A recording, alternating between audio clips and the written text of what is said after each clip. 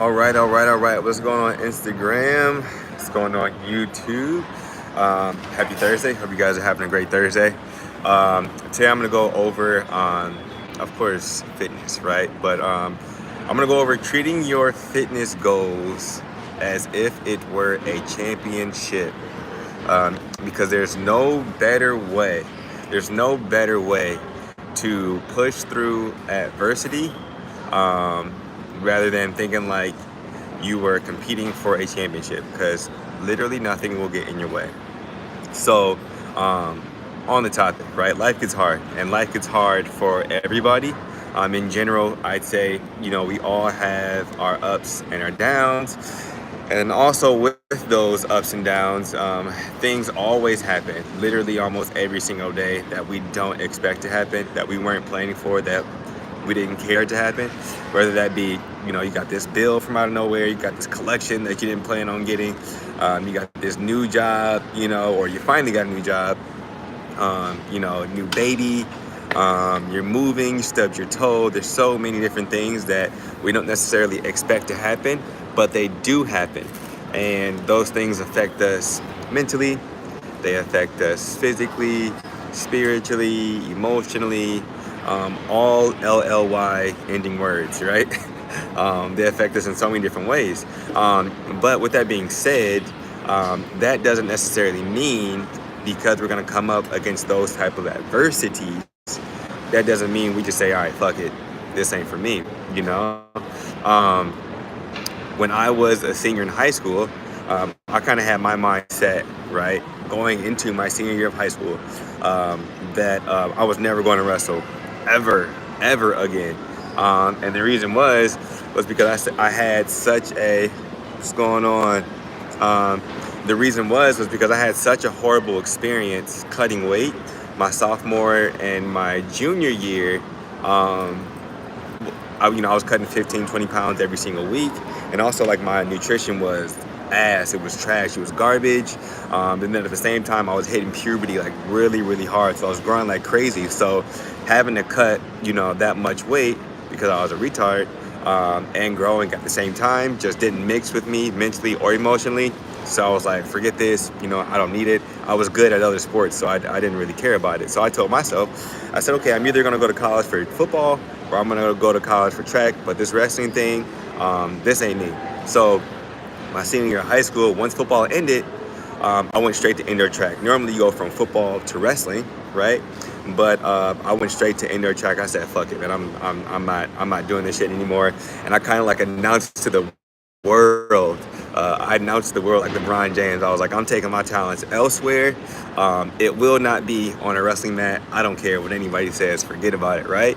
And people understood, right? Some people understood, but people were also shocked. They were very shocked. And the reason why, right, that's exactly what I said. The reason why people were so shocked was because, 2 years prior to that, when I was a sophomore, I took fourth. And then my junior year, I took third, right? So, the expectation was, okay, senior year, it's a championship season. You know what I'm saying? You at least gotta get second, right? It's a championship season. But I didn't want any part of that. I didn't care. I didn't want any part of wrestling shoes, wrestling headgear, wrestling mat. I didn't care, because the previous years of cutting weight, even though I was cutting weight like a freaking idiot, it left your boy scarred, like super scarred. I was like, I just want to do fun sports. This is horrible. So one day, right, when I was a senior in high school, my mom and my sister pulled me aside, gave me the sob story, and just made me feel absolutely horrible. So, my sister was crying as they were, telling me this retarded sob story, and I wasn't sure why, right? Because I'm like, why are you, like, you're not putting in the work, like, why are you crying, right? But they were telling me about how I was letting the whole city down, right? Giving me this sob story, make me feel horrible. And I'm telling you about how I was making the whole,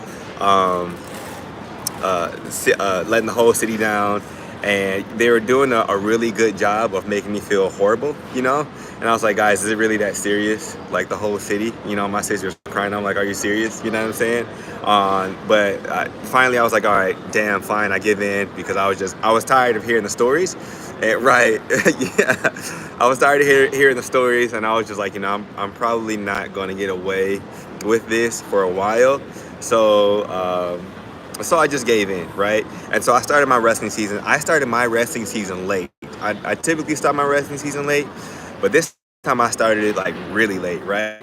And people had months of training over me. Wrestling shape is different than any type of shape ever. It's different than football shape. It's different than track shape. It's different than anything, right? So basically, since I started my season so late, I was basically using every single match like as exercise to like get in shape, right? Because after like a match is over, like your throat burns, your heart is pounding, everything, you just feel drained, right? And I also missed, some meets and some practices and things like that because I promised myself, I said, well, I'm going to college for football or track, so it doesn't matter, right? So also during the season, I was going on college visits, right? So aside from missing a good part of the season, I was missing even more, right, of the season because I was going on visits and things like that. But as the wrestling season progressed and I was like wrestling myself into shape, I became like really, really mentally strong because I was like, all right, if I'm gonna do this, like I'm doing this to win and no other reason, right?